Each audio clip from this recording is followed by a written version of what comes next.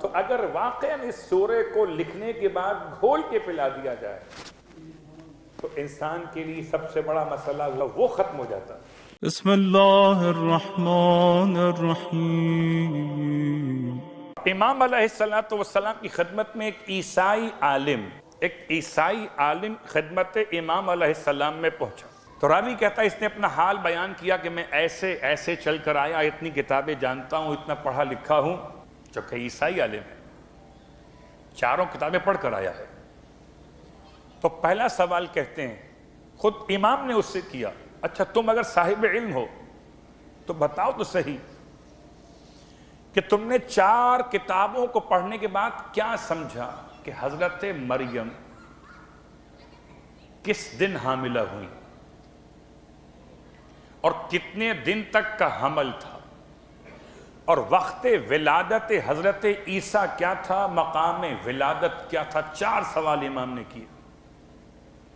اب اگر کوئی دعویٰ کرے کہ میں عیسائیت کا بڑا عالم ہوں تو کم از کم اور کچھ نہ جانتا ہو، عیسیٰ کی ماں کو تو جانتا ہوگا.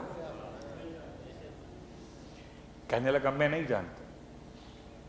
اللہ اکبر. چونکہ اتفاق ہے کہ دسمبر اور بہت قریب ہے حضرت عیسیٰ کی آمد کی خوشیاں، اور عجیب بات ہے حضرت عیسیٰ کی آمد کے موقع پر سب کے سب خوشی منائیں گے، عیسائیت کے ماننے والے. لیکن کبھی سوچئے اسی انداز کو اگر اسلام کے لحاظ سے دیکھا جائے کہ کس طریقے سے عیسیٰ علیہ السلام کی محبت کو عیسائی آج بھی اپنے بچوں کے درمیان قائم کرتے ہیں، چھوٹے چھوٹے گفٹس کے ذریعے سے، چھوٹے چھوٹے تحفوں کے ذریعے سے، کہ تاکہ بچے کو اور کچھ یاد رہے نہ رہے. یہ یاد رہتا ہے کرسمس پہ اس مرتبہ تحفہ کون سا ملا تھا. وہ ان کا اپنا انداز تبلیغ ہے. یہاں امام کا سوال نمبر 1 حضرت مریم. کہتا ہے میں نہیں جانتا. فرمائے جمعے کا دن تھا، جمعے کا دن تھا، زوال آفتاب کا وقت، دنوں میں سید الایام، وقت میں سب سے معتبر وقت زوال. کہتے ہمارے یہاں زوال کا مطلب زوال سمجھا جاتا ہے، یہ عاملوں کا زوال ہے، مومنوں کا زوال نہیں ہوتا. اگر کوئی دوپہر کے وقت میں زوال کے مسئلے کو نہ سمجھ سکے، اتنا یاد رکھے عاملوں کا زوال اور ہے، اہل ایمان کا عروج اور ہے. الوات پڑھے محمد والے محمد.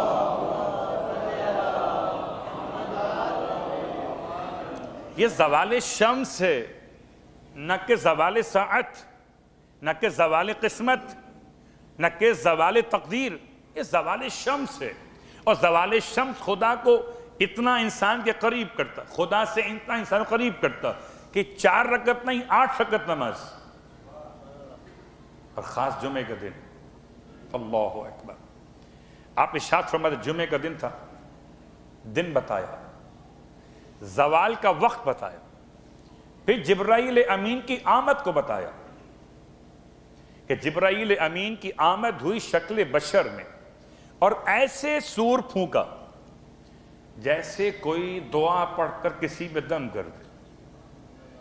ایسے حضرت مریم پر جبرائیل امین نے سور پھونکا جیسے کوئی دعا پڑھ کر کسی پہ دم کر دے. بہت غور کیجئے گا.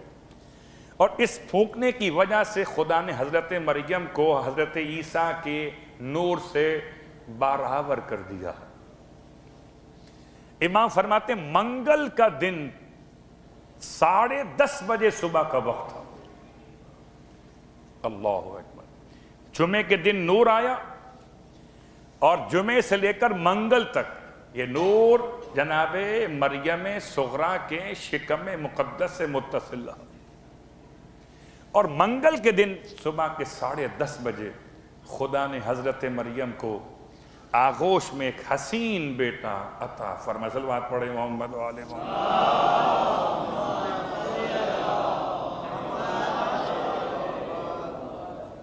پھر امام فرماتے ہیں اچھا بتاؤ کہ حضرت مریم جب حاملہ ہوئی تو جگہ کون سی تھی؟ عجیب عیسائی ہو، نہ دن جانتے ہو، نہ ساعت جانتے ہو، نہ ایام حمل جانتے ہو، تو یہ تو بتاؤ کہ مقام کون سا تھا؟ کہ نہیں جانتا مقام بھی، کہ مقام تھا شاطئ الفرات، فرات کا کنارہ۔ کیوں؟ کہ فرات عرب کے تمام علاقوں میں واحد دریا ہے، نہر کہہ لیجئے، اس میں انار اور کھجور کے درخت پائے جاتے ہیں، اس لحاظ سے واحد وہ جگہ تھی۔ اور کبھی کربلا کی تاریخ پڑھیں تو آپ کو اندازہ ہو، مثال آپ کی خدمت میں عرض کرتا ہوں کہ حضرت حر ابن یزید الریاحی علیہ السلام کا جو روضہ مقدس ہے وہ نواویس کے علاقے میں ہے، اور نواویس اس زمانے کے عیسائیوں کا قبرستان تھا۔ نواویس جمع ناووس کی، ناووس کہتے ہیں لکڑی کے باکس کو، کہ جس باکس میں میتوں کو رکھ کر عیسائی آج بھی دفن کرتے ہیں۔ تو کربلا کی قدیم تاریخ کے اعتبار سے کربلا کا واقعہ اسلام کی آمد بہت بعد میں ہے۔ کوئی تو حوالہ ہے کہ حضرت عیسیٰ علیہ السلام کربلا میں کب پہنچے گا؟ مریم کو خدا نے وہیں سے کھجور کھلائی ہے جہاں سے آج سب کو خاک شفا کھلا رہا ہے۔ حضرت مریم کو خدا نے وہیں سے رزق عطا کیا ہے۔ امام بیان کر رہے تھے، وہ عیسائی راہب، عیسائی عالم حیران و پریشان تھا۔ اللہ اکبر، غور کیجئے بس ایک جملہ آپ کی خدمت میں، اور تو جب بات یہاں تک آ گئی تو تاریخی اعتبار سے 25 ذی القعدہ، 25 دسمبر نہیں، 25 ذی القعدہ حضرت عیسیٰ علیہ السلام کی تاریخ میلاد ہے۔ اگر کوئی آپ سے پوچھے تو آپ کے پاس یہ معلومات ہونی چاہیے کہ عیسیٰ وہ شخصیت ہیں کہ جن کے لیے خدا نے مہدی کے پیچھے نماز پڑھنے کا انتظام کیا ہے۔ خدا کا بڑا احسان ہے، لوگ ہم سے کہتے ہیں انبیاء کو نہیں مانتے، ہم تو وہاں کھڑے ہوں گے جہاں انبیاء کھڑے ہوں گے۔ آپ کی خدمت مقدس میں سورہ مبارکہ دخان، یہ دخان کیا ہے؟ دخان قرآن مجید کے سوروں میں ایک ایسا عظیم الشان سورہ ہے کہ جس کا حوالہ سمجھ لیجئے کہ 25ویں پارے میں ترتیب نزول کے لحاظ سے نمبر ہے 44، ترتیب قرآن کے لحاظ سے 44 اور ترتیب قرآن کے لحاظ سے 64۔ 25ویں پارے کا 64واں سورہ ہے۔ جب نزول میں تلاش کریں گے تو یہ نمبر 44 ہے۔ اس اعتبار سے اس سورے میں پروردگار عالم نے 59 آیات نازل کی، ایک کم 60، کہ جو شخص بھی اس سورے کی تلاوت کرے،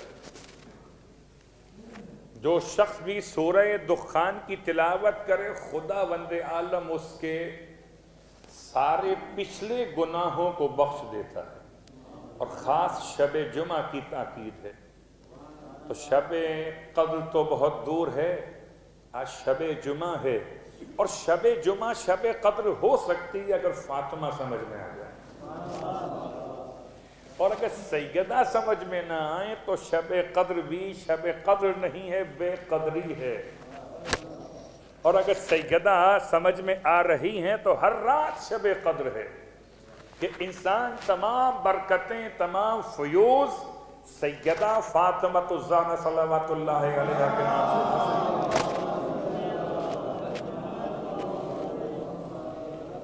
تاکہ پروردگار عالم انسان کے سارے پچھلے گناہوں کو بخش دے۔ یہ تو بات تھی شب جمعہ کی تلاوت کے اعتبار سے۔ البتہ اگر اس کو لکھ کر انسان گلے میں ڈال لے تو شیطان کے مکر سے محفوظ ہے، اور اگر اس کو لکھ کر سرہانے رکھ لے تو برے خوابوں سے محفوظ ہے، اور اگر اس سورے کو انسان لکھ کر اور اس سے دھو کے پی لے، کبھی کبھی ہم کہتے ہیں نا کہ مولانا کس کو یاد رہتی ہے، اتنی لمبی سورہ ہے، ایسا کریں کہ گھول کے پلا دیں۔ تو اگر واقعاً اس سورے کو لکھنے کے بعد گھول کے پلا دیا جائے تو انسان کے لیے سب سے بڑا مسئلہ وہ ختم ہو جاتا۔ اگر انسان سورہ دخان کو لکھنے کے بعد اس کا پانی پی لے، لکھے خاک شفا سے یا لکھے زعفران سے، اور اسے دھو کے پی لے، تو ہر لحاظ سے یہ سورہ برکتیں لیے ہوئے ہے کہ دھو کے پی لو تو سر ٹھیک ہو جائے، اور سر کے نیچے رکھو تو خواب ٹھیک ہو جائے، اور گلے میں ڈالو تو شیطان دور ہو جائے، اور ویسے پڑھ لو تو قیامت تک مغفرت۔ صلوات پڑھے محمد و آل محمد۔